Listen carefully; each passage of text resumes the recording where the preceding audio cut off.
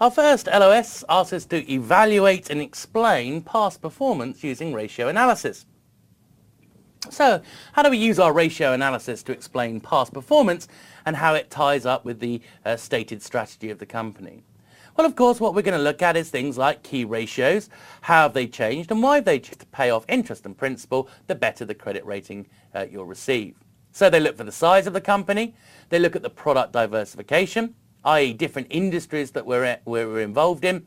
Again, what you're doing is diversifying your risk if you're not over-dependent on any one industry.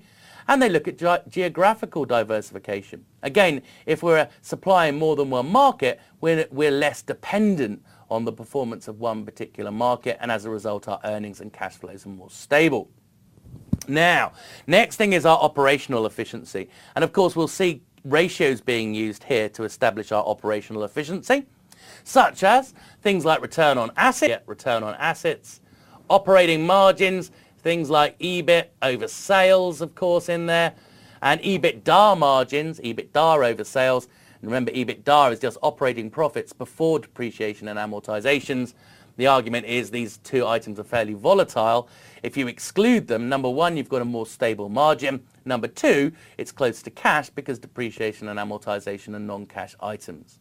Notice as well, we'll also look at vertical integration here. Vertical integration is looking at whether you own your suppliers and your distributors.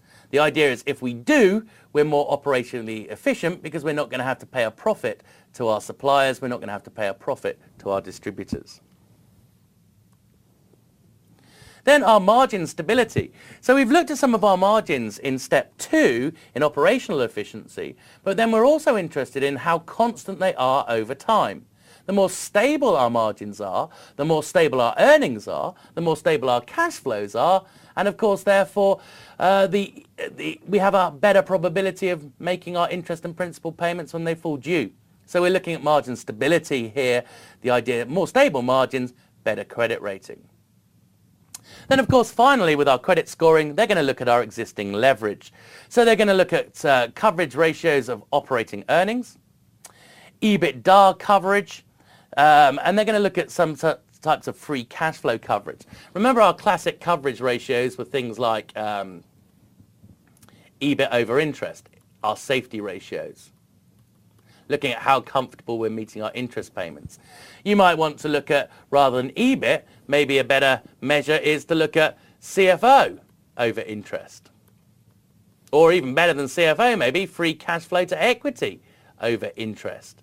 And of course, rather than just looking at interest, maybe you want to look at interest and principal payments on the debt. So it's again looking at how comfortable we're meeting our current interest and principal payments.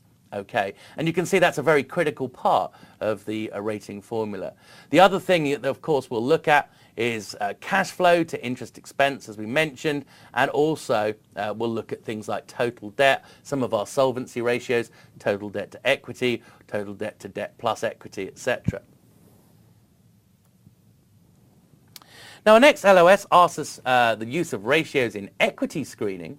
Screening, of course, is really setting up a set of criteria in order to pick investments. In other words, in order to